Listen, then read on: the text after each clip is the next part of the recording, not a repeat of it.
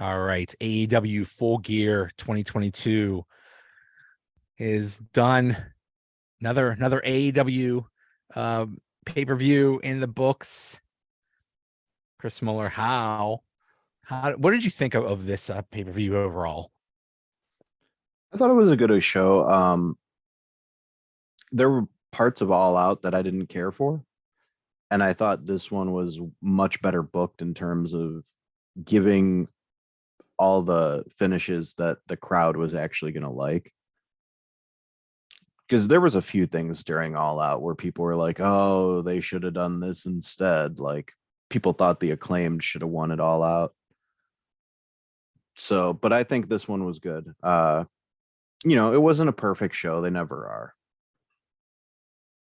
Yeah, yeah. I see my thoughts about AEW right now are just so conflicted, I guess is the word. I'm just not that I'm not that I hate it. I'm just disappointed in some of the things they do. And I just think that they've been in a state of chaos because of the whole CM Punk Elite thing. I think it was very obvious that they wanted to at least, you know, they just gave the championship to CM Punk, and then the Elite just won the Trios championship, so that they were going to be heavily emphasized, and then that all went out the window, and it's like, and then they just scrambled like crazy to figure out what are we going to do now, and I think now they're just sort of getting back to where they want to be in terms of booking and where they want everything to be, but I still have my frustrations. Yeah, I understand that.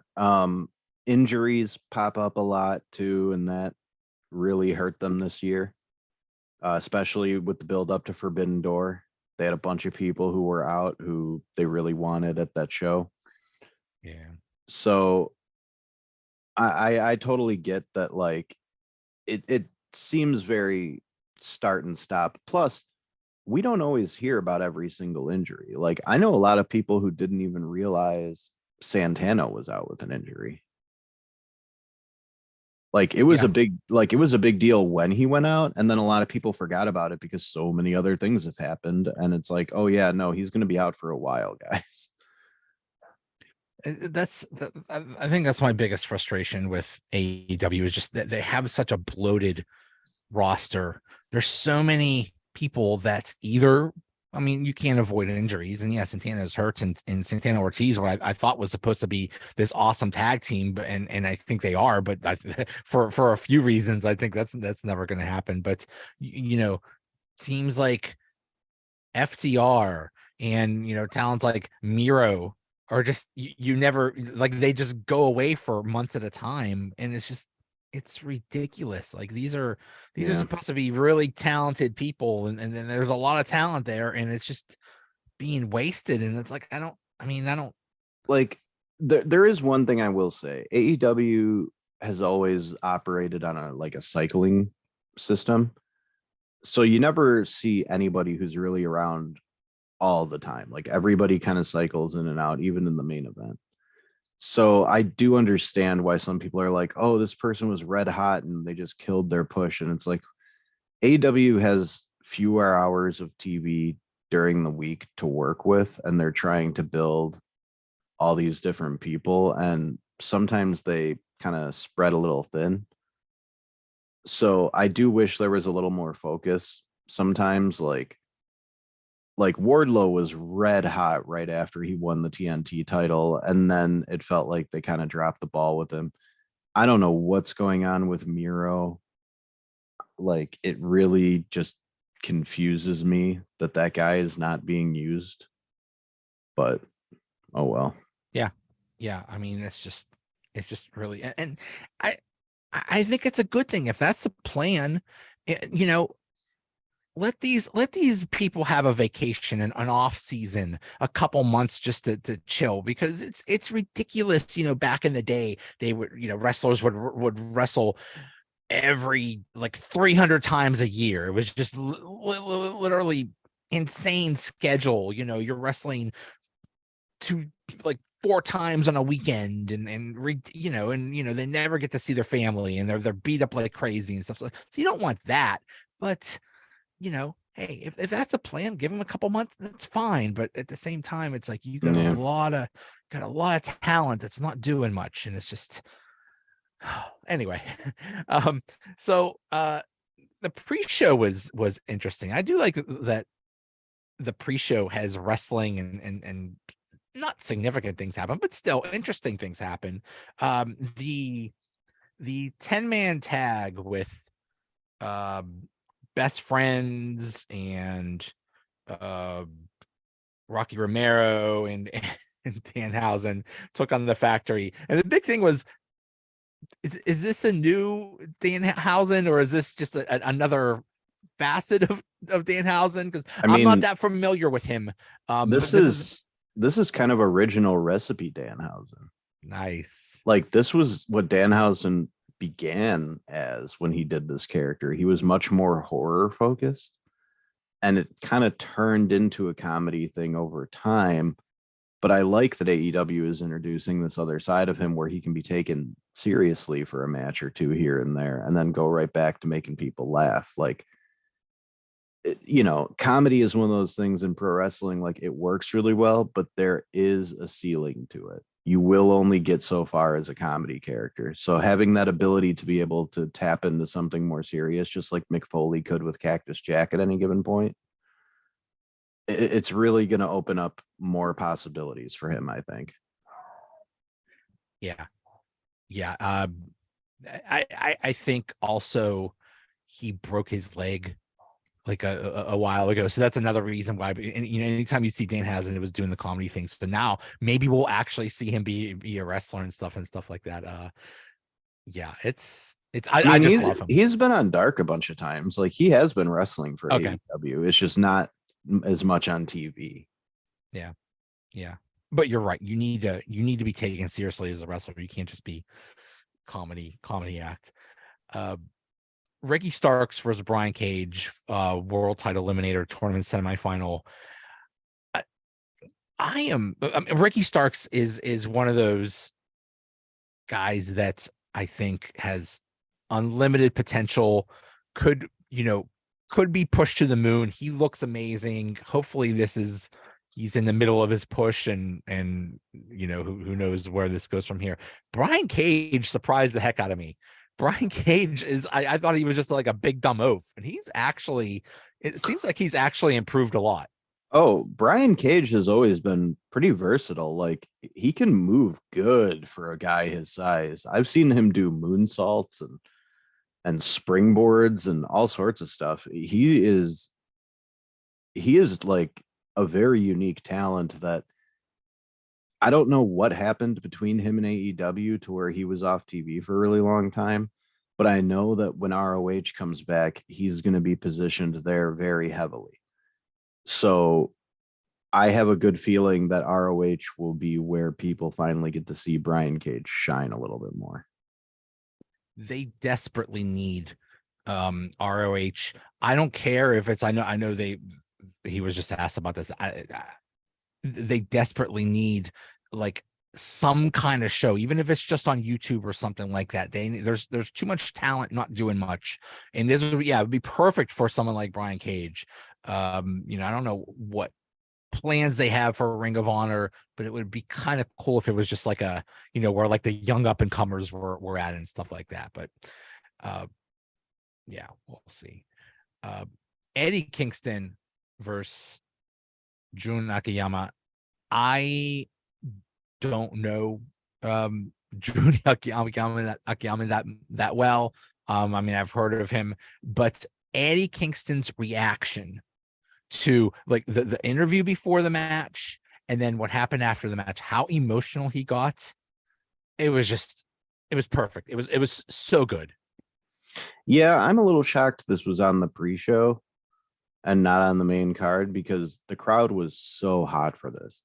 And like you said, Eddie's reaction kind of made the whole thing.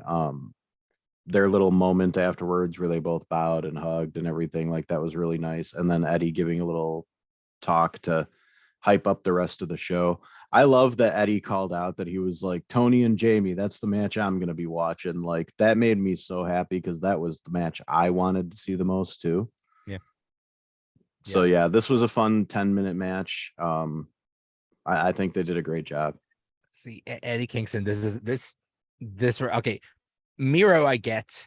Well, I don't understand why he's on TV, but still, he's very talented. You could do a lot with Miro, but Eddie Kingston, he should get all the airtime. I love him so much. He could be this generation's Dusty Rhodes. The guy that is not doesn't have the greatest physique ever, but he's just the everyman. He's the underdog.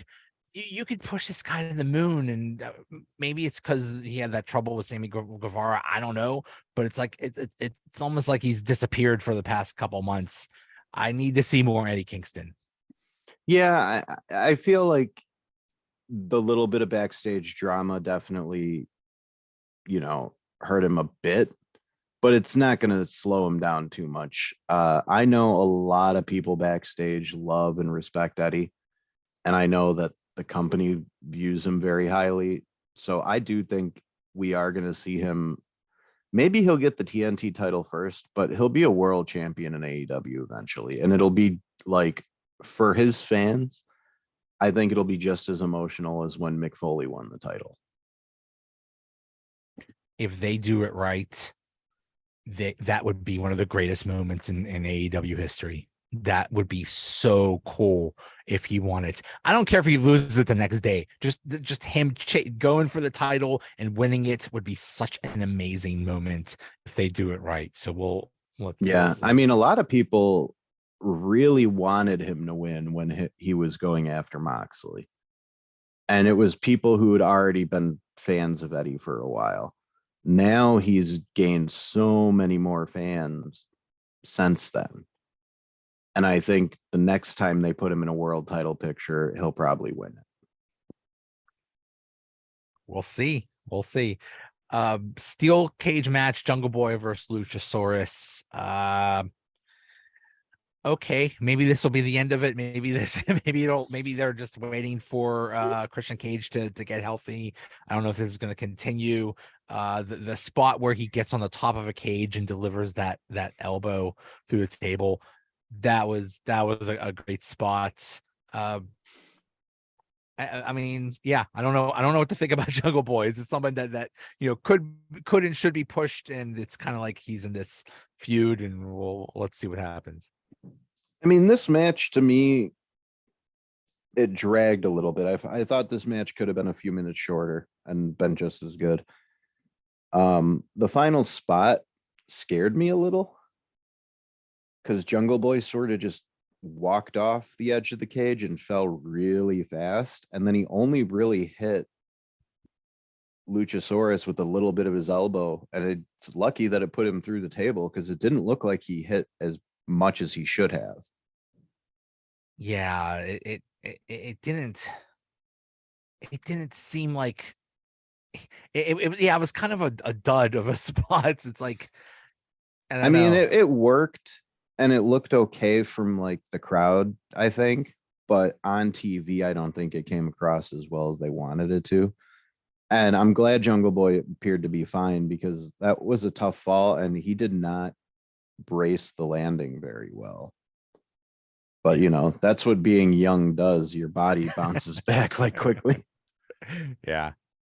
So yeah, we'll see what happens with this going forward. We'll see if I think this is the blow off for now.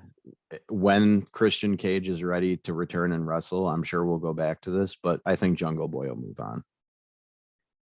Yeah.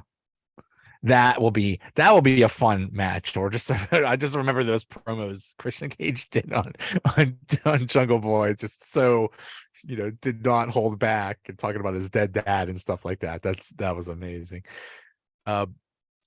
Trios championship match, the Elite versus Death Triangle. The big thing was the Elite are back. and they did not win, which was I think everybody just assumed the Elite were just going to win. And not only that, not only did they not win, but I guess this was announced that this was the first of a 7-match best of 7 thing, which is Yeah, I didn't interesting. actually pay attention. Like I was watching the show while I was like chatting with a friend. So I wasn't covering it live. That was another guy at Bleacher Report. I was doing a post show piece, so I could kind of pay attention when I needed to. So I must have missed that announcement. I mean, I'm sure that's going to be a lot of fun, but man, 7 matches is a lot, especially for trios. Like maybe make it a best of 5 at the most. Yeah. It's like I like ice cream, but I don't want 5 gallons of it. I I mean, mean, is every match going to be for the titles? Like, are we going to see 3 title changes during this feud? Like, what's going on exactly, here? exactly. Are you just switching them off, or is this whoever wins it at the end? Yeah, that's I think a lot of people are asking that. Yeah. Um, but yeah, so the Elite are back, and I guess this is what they're doing now. I guess they're just going to be, for now, just be a trio thing, and uh, I don't know, maybe just slowly work themselves back in the company. That's we'll see how that goes. Yeah. Ray being willing to use the hammer was a surprising way for this to go out. I would have expected Penta to use it before Phoenix. Yeah, yeah. Uh, TBS Championship match: Jade Cargill versus Nyla Rose. Okay, what are we doing with Jade Cargill? Yeah, she's undefeated. Okay, cool. Now what? I mean, I what is she? I want 42 and them 0? I want them to get the title off her. It's not helping her at this point. They're not doing anything interesting with it. Nyla Rose was the first person who made the TBS title interesting since it came around. Like we know what Jade is, we know who she is. And I think this match is one of her longer matches at 8 minutes. And it kind of showed that she still has a lot of work to do.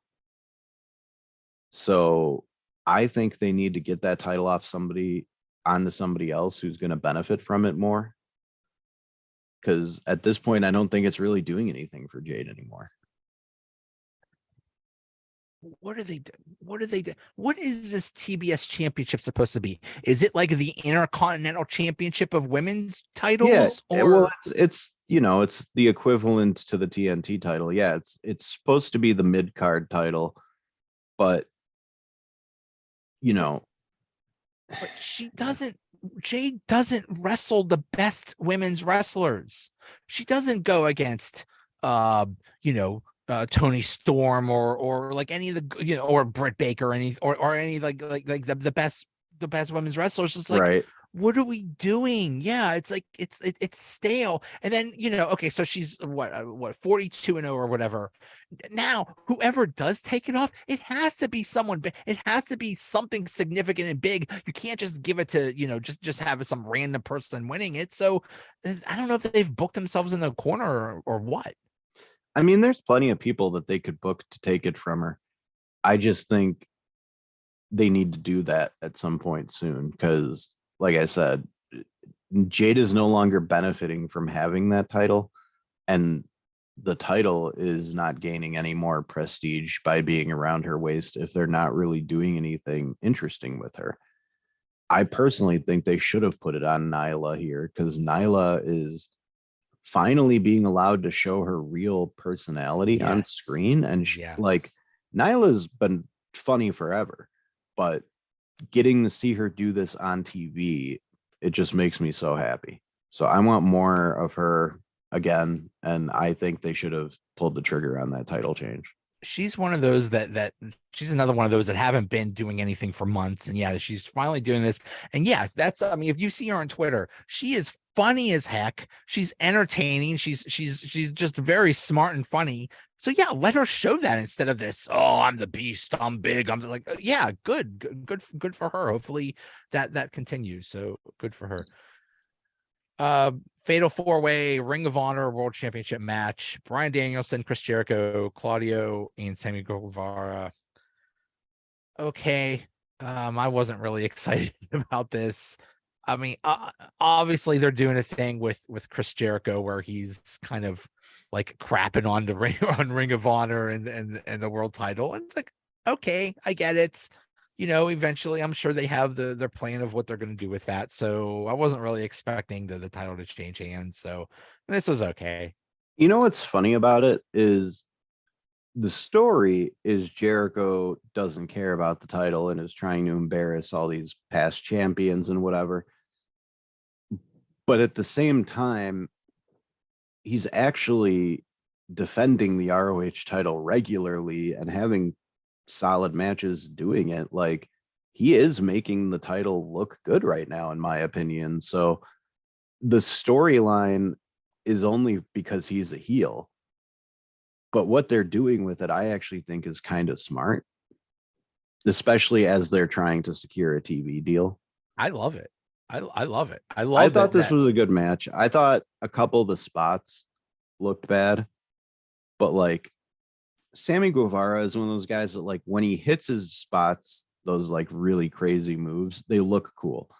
But if he's off by like a little bit, then they just look sloppy. And that's the risk you take when you do that high flying style. He's young. We can't expect him to be as smooth as Rey Mysterio at this point in his career, even though Rey was already pretty reliable when he was younger than Sammy. But yeah, I thought this was a decent match. It really did feel like at one point they were going to put the title on Bryan, but I'm not surprised Jericho won. Yeah. I was confused. I saw Bryan Danielson and Claudio fighting and said, what the heck are they doing? I thought it was at first I thought it was like a tag match. Like, hey, oh my God, they've turned on each other. It's like, oh no, wait, never mind. So, yeah, I mean, Sammy Guevara is just another one of those people with unlimited potential, young guys with lots of potential that could easily become world champion someday. So it's just, throw him in that bin. Saraya versus Dr. Britt Baker, DMD.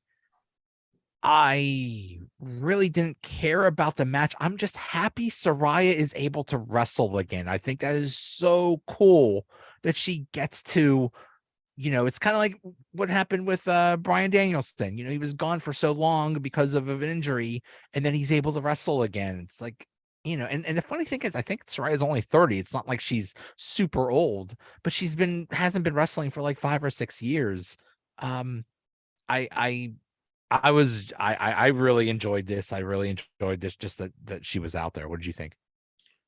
Oh yeah, I thought this was a decent match.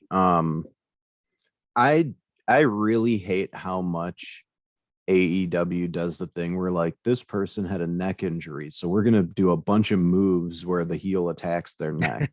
Yeah. Like, I hate that that's always a thing.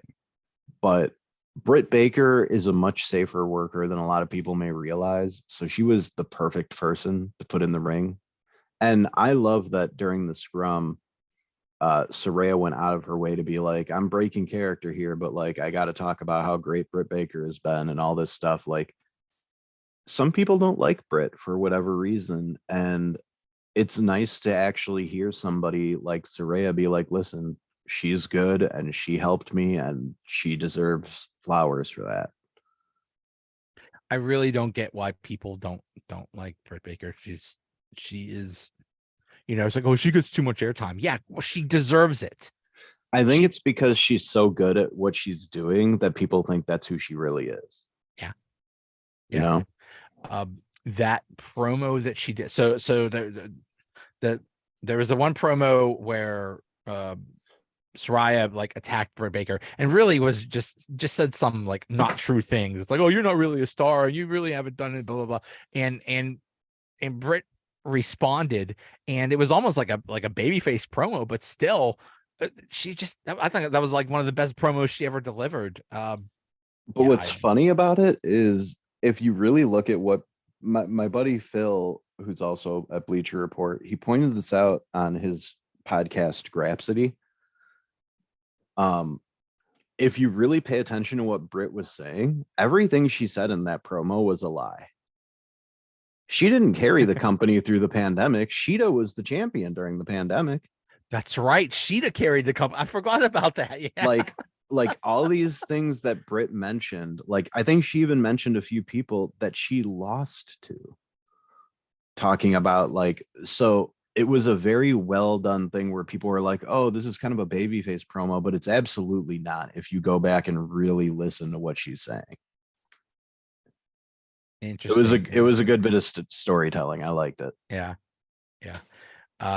I am very interested to see what happens with Britt now in the future, and Saraya. I mean, I'm sure Saraya can,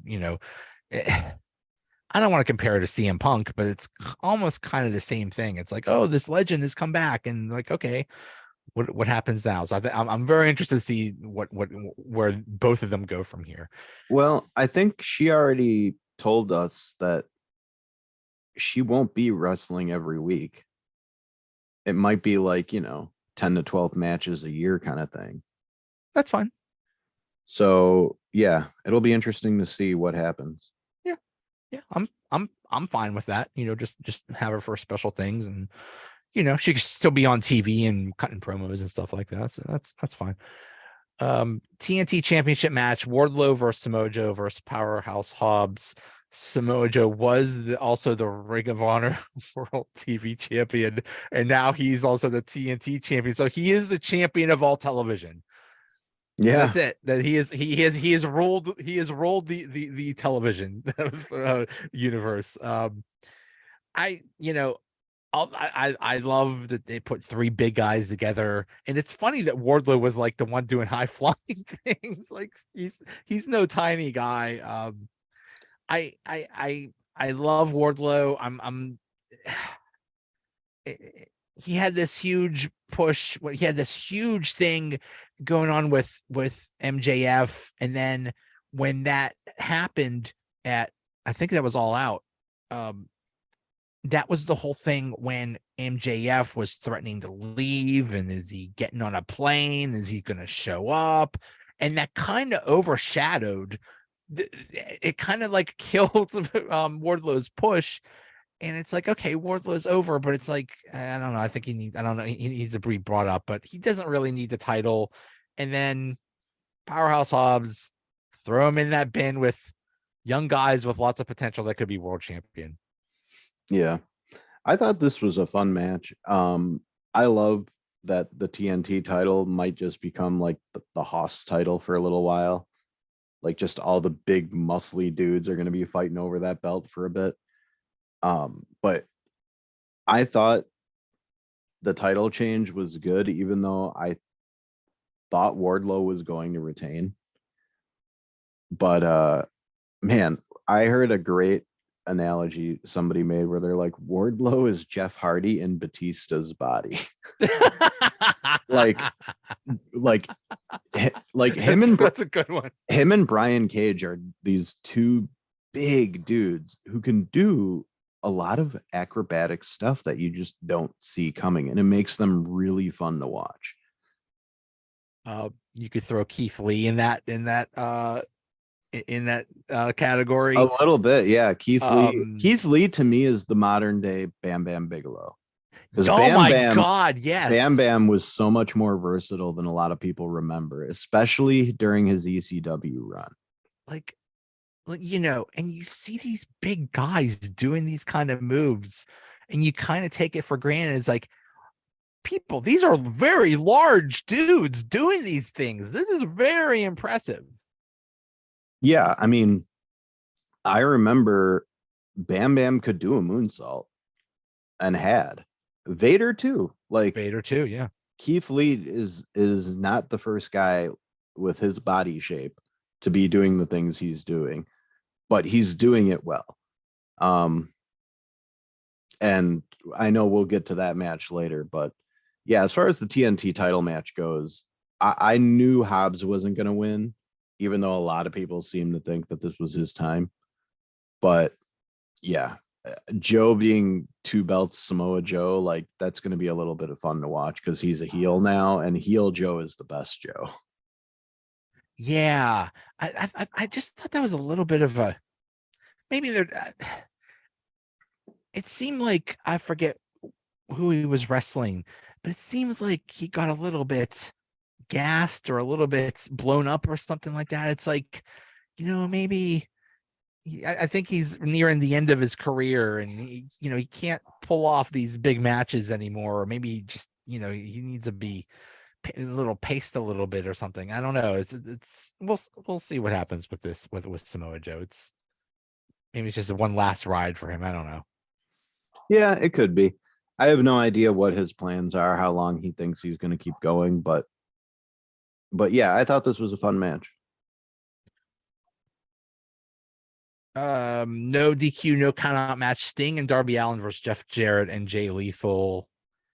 Jeff Jarrett, my goodness, it's just funny seeing people that from 20, 30 years ago that were wrestling and they're still wrestling today. And compared to Sting, he's a young whippersnapper. Jeff Jarrett's only 55 and Sting's 63, and you have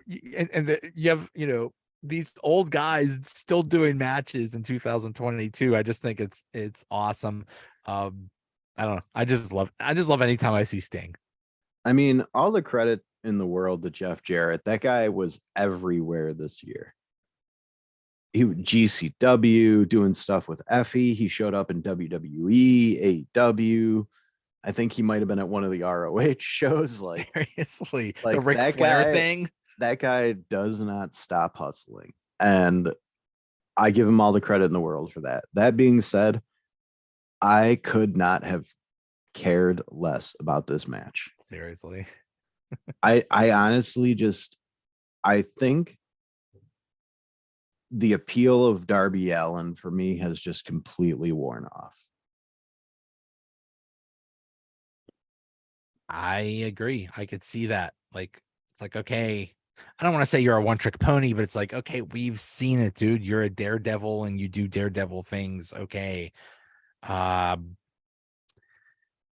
Something needs, yeah, he needs to do something else. It's like, what else are we going to do with you now? Like, okay, that's cool. You're with Sting, but now what's like, yeah, we'll see where he goes from here. Oh, the so it wasn't just Jay Lethal and Jeff Jarrett. It was Satnam Singh, and that spot where Darby Allin was on a very large ladder and he jumps off and Satnam Singh catches him like he's a rag doll.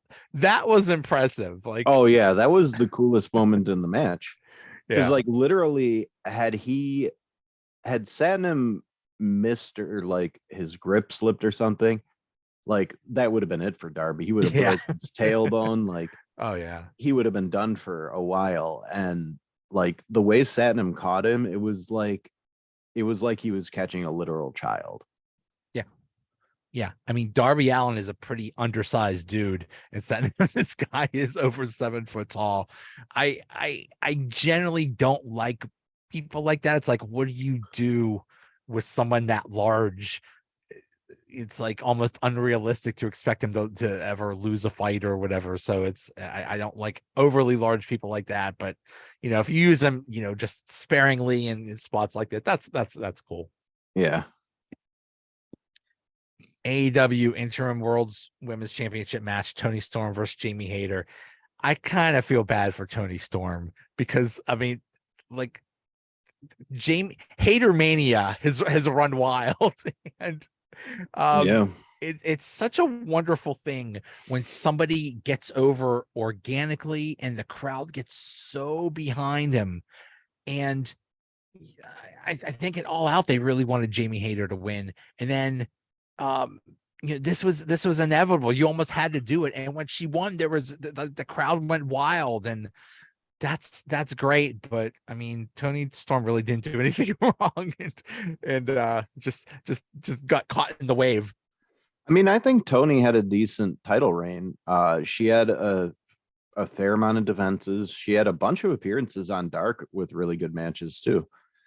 But you're right in saying that like Hater Mania is running wild. People love her right now.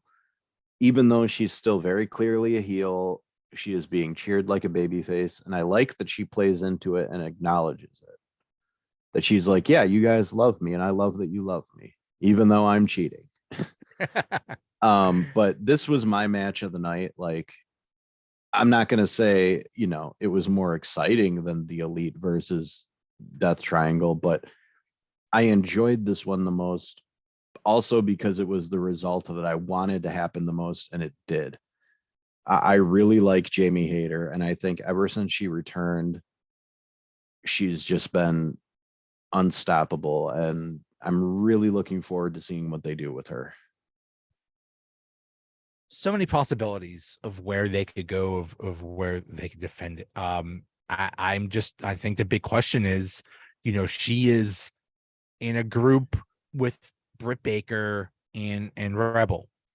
How is Britt Baker and after the match they were hugging and stuff, but how does that go? Is do you really think Britt Baker is going to just be okay with someone else being champion and someone else getting the spotlight? Like, I don't think that's going to fly at all. And I think that would be perfect. They've been teasing this feud between them for a long time now. Let's get it on. Let's have Britt turn on Jamie, have Jamie be a face, and let's start that. Let's have that be your first defense. I agree that that's probably what will happen. However, there is this running thing in pro wrestling where women cannot be friends for very long.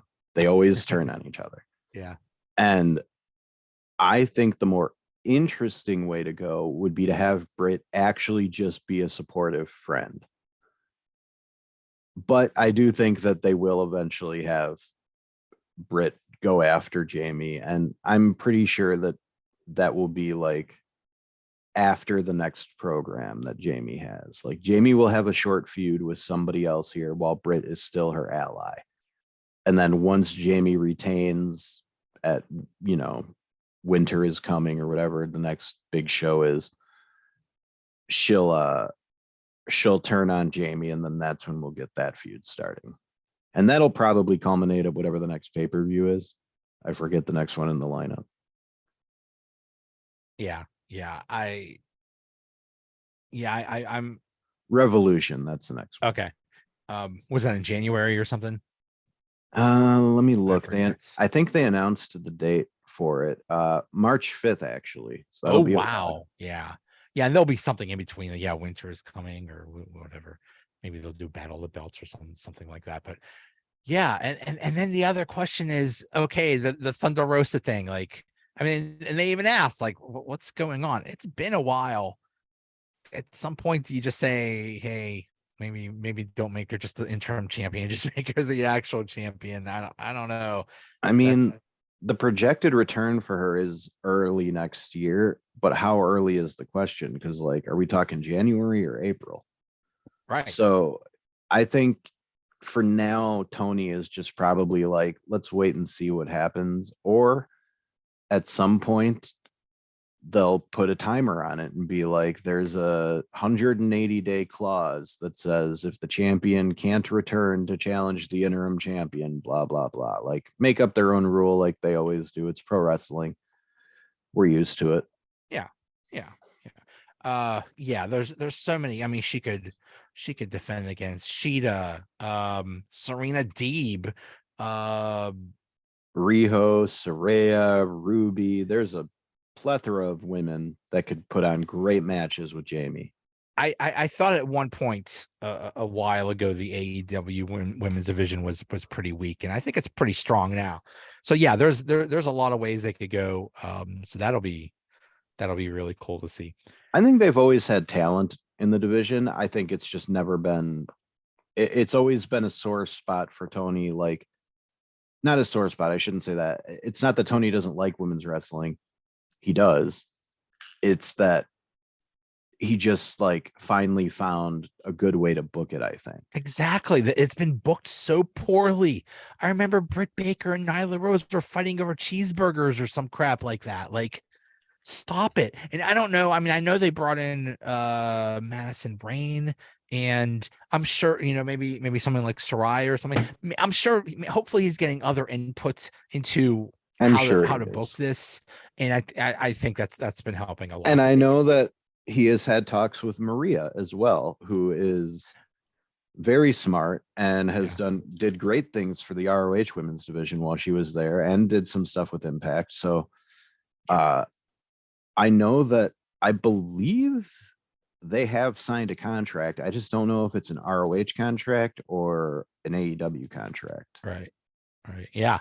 Yeah. Yeah. So it's yeah, and it just seems like I don't know. I don't know. Maybe I'm just thinking Sarai is just like the greatest thing since sliced bread. But ever since she's come on, it's just made the whole division a lot more legitimate. I don't know, but uh, AEW World Title tag team match: the Acclaimed versus Swerve and Our Glory. Uh, they've been teasing this Keith Lee Swerve, you know, turn on each other for so long. It seems like it finally happened. I love the Acclaim. The Acclaim is another one they just got so organically over that you just had to give them the championships. And I mean, they're great. They're just so entertaining. The first time I heard "Scissor Me Daddy Ass," I think I almost fainted. I was laughing so hard. I was screaming at the TV. That's one of the funniest. That might be one of my highlights of 2022. Um, so it's just weird when you talk about world tag team champions and say, well, what do you do with FTR? FTR has like every championship other than the AEW World Championship, and you never see them. It's just weird.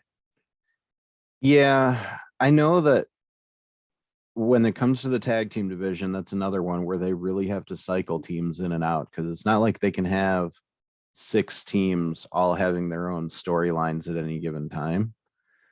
Um, so I'm glad the trios titles have kind of alleviated that, because now the best friends can focus on that instead of the tag titles.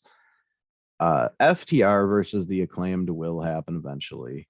And I feel like that's probably where the Acclaimed will drop the titles. But for now, I love what they're doing. That is one of the true AEW success stories, because they were not a tag team before AEW. They got paired up there, and they have become one of the most popular acts in the company.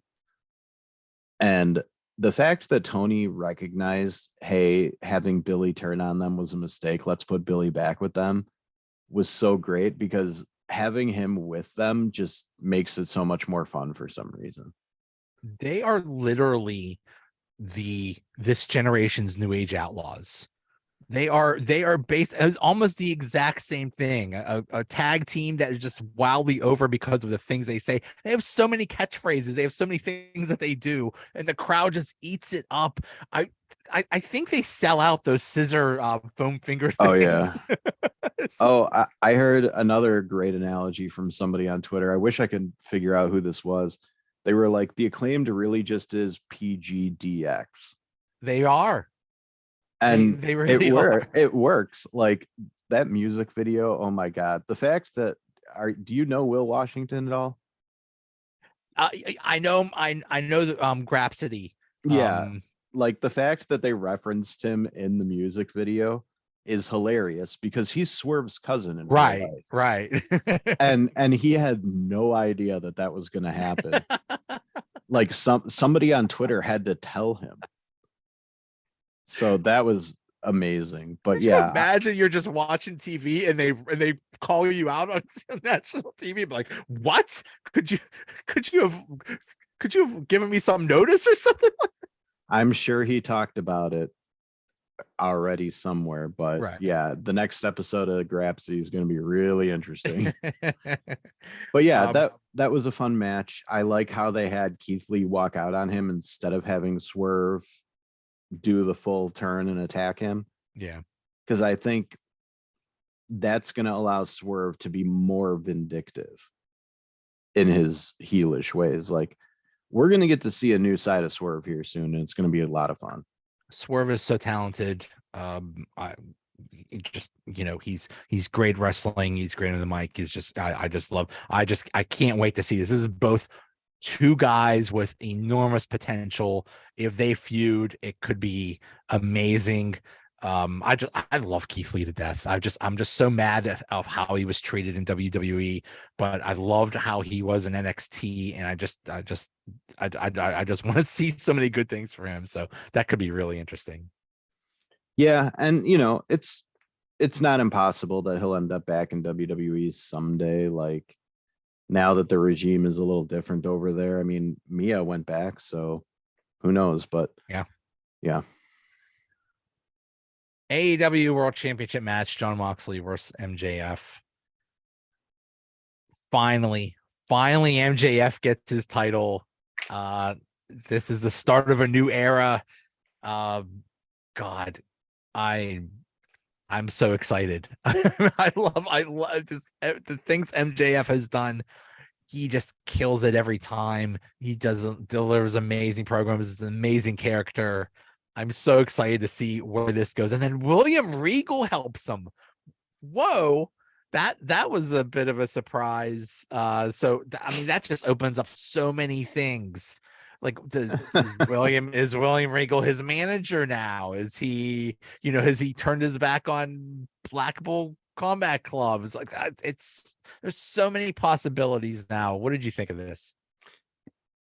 I was not shocked by the William Regal heel turn. I even posted about it on Twitter as the match was beginning. Like, my heart's going to break if William Regal turns on Moxley here. And then as soon as it happened, like 3 or 4 people replied to me like, this is your fault. But yeah, I thought this was another match where, like, once it got to about the 3/4 point, I was like, all right, guys, let's wrap it up. And they just kept going for a little while. So I felt like it went on longer than it needed to. AEW does a thing where like I know all the Wrestle Kingdom matches everybody loves have a million false finishes. I personally don't like that though. Like, I don't need 22 counts in a match before the 3 count happens. Yeah. So I liked the match and I liked that MJF won and I like how it happened. I don't know what they do with Regal from here. They may have booked themselves into a corner with that. But now Moxley can take his much needed and deserved vacation, and MJF can have an interesting title reign, which, I mean, he already got off to a good start at the press scrum where he came in and just yelled at everybody for 2 minutes and then walked away. That was amazing. You know what? And credit to Tony for keeping a straight face and and selling that as being like, well, all right, that happened. I guess we can actually continue with this. Sorry, guys. Like, if I was him, because he knew that was happening, obviously, that was all set up. Yeah.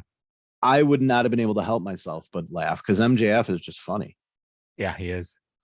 So yeah, credit to Tony for being able to sell that. I think that a lot when I see like really funny moments happen in like live. It's like, how are these guys not breaking? These are some really good actors, because I'm sitting at home laughing like crazy. It's like, I don't know. Well, I mean, Sami Zayn is constantly breaking people on screen, and Oh it's my amazing. goodness. Yes. Yeah. Well, a couple weeks ago, he had the entire all the Usos and Roman Reigns like laughing so hard. I think Paul Heyman was like, okay, let's stop this. Let's get out of here, because it just went off the rails so much. So yeah. Yeah, and it's like, okay, I think what they're gonna do is they're gonna tease this promotion, the war of 2024. He's going to tease that he's going to walk away with the AEW belt, so he's probably going to have the belt all of 2023, and I'm okay with that. I'm okay with I think championships are better when there's a heel, and all the good guys are trying to get it and trying to chase for it and stuff. So I'm okay with that. But who do you want to see MJF go defend against first? Well, I feel like Ricky is going to win the tournament. I think he'll beat Ethan Page on Wednesday in the finals. So I think Ricky will probably be his first real challenger. I love it. I mean, that'll be a great match. Those two guys, like, they're Ricky's a little older than MJF, obviously. I think Ricky's 30. MJF is 25. But like they both just have so much potential and so far in their career to go that like I almost wish they were going to hold off on that program a little bit, because down the line, Ricky might be the guy that you want to beat MJF. Like he is really over as a babyface right now. And if they can maintain that for a year, yeah, it'll probably be Ricky who takes the title. Oh, I mean, there's so many, you know, there's so many that whole bin of, you know, young, talented people that have unlimited potential, you know, Ricky Starks, Powerhouse Hobbs, Sammy Guevara. There's so Jungle Jack. There's so many that they could put in there and they could build right. So yeah, who knows who eventually is going to take it, but I'm just so looking forward to the weasel heel moves. He's gonna cheat. He's probably gonna have like the firm or some, you know, like a stable of guys protecting him and stuff like that. It's going to be great, and we're gonna be so mad about it. But the funny thing is, MJF is also a good wrestler too, so he could put on good matches. So that's gonna be fun to see. Yeah, I think it's going to be a great title reign. It's already off to a great start. And Wednesday's show is going to be very interesting because I'm sure he is going to come out there and have some big speech and celebration. I hope that they don't immediately have somebody confront him. Like give him 1 week where he can just yell at everybody and say, look at me, I'm better than you. I don't need to worry about whether you like me or not. Don't have anyone interrupt him. Save that for a week or two. Like Wednesday, it should just be a quick promo about how successful he is. I have a feeling it's going to be that plus William Regal being there explaining why he went with MJF or something like that. So yeah, because what does that mean for like Claudio Danielson and Yuta too? Because obviously he's not going to be with Moxley anymore. But are they just going to kick Moxley out of the Blackpool Combat Club and all turn heel? I doubt it. So I don't know what the plan is here. Oh my God. What if that's his dudes? What? Oh my goodness. That would be insane. No, that would never happen. Well, you know what? Know. Claudio and Yuta could both easily turn heel. Yeah. Danielson, I think, has too much love from the crowd right now to turn heel. I think that's a big money match in the future is Danielson against MJF. And I think that would be amazing. Yeah, so many possibilities, but all right. So how can people find you and follow you, and where in the heck are you? How can we follow your work? I'm on Bleacher Report. That's where all my articles get published. I pop up on random podcasts whenever people tend to invite me. I am on Twitter at BR_doctor. I just started one of those Hive accounts that everybody's doing just in case Twitter goes into the toilet. What's Hive? Hive is just another Twitter alternative. Oh boy, it's another one. It's actually like, it's got a really nice user interface. It's very similar to Twitter, but I kind of like the way it looks better. I've signed up with Mastodon, Counter Social. I think Mastodon is one a lot of people have already decided they're not. It's so confusing. It's oh God. But I'm on Hive at just Chris Mueller. I'll have to check that out. But I don't think Twitter's going away, but still it's so frustrating right now being on social media trying to figure all this stuff out. It's like I feel like I'm like an old person. Like we're like, how does this all work? Oh. I don't think Twitter is going to go away, and unless they make it where like you absolutely have to pay, I'm probably not going to leave anytime soon. But you know, I have my backups just in case. Elon Musk is one heck of a heel. He is a real life heel, or whatever the heck he's doing. Good Lord, that guy. I blocked him on Twitter just so he can't possibly see me talking trash and report me like he has been with people. Oh Because my that's how goodness. some people are getting these strikes for things that are not even close to being offensive. Oh yeah. Yeah. It's just he's just insane. He's just a madman right there. The way he's doing things. It's kind of scary. It's kind of scary that the potential. I mean, if you think about what how big Twitter is and how you can manipulate it, it's kind of scary. And hopefully he doesn't go too crazy with it. But Yeah. fortunately, we have a billionaire that used his money for good and made a promotion called AEW, and now we get to talk about it. Exactly. I think that's what I would do if I was more bigger. I would make my own. I would make my own um, promotion just out of the people that AEW doesn't use. I would make Miro the champion. I would make FTR the tag champions. That would be a very I mean, that promotion with a seems lot of like talent. it seems like that's what AEW started as, is let's take all the guys WWE won't use properly Basically. and put belts on them. Yeah. All right. Hey, thanks so much. Yeah, no problem. Thanks for having me, All dude. right. I'll see you.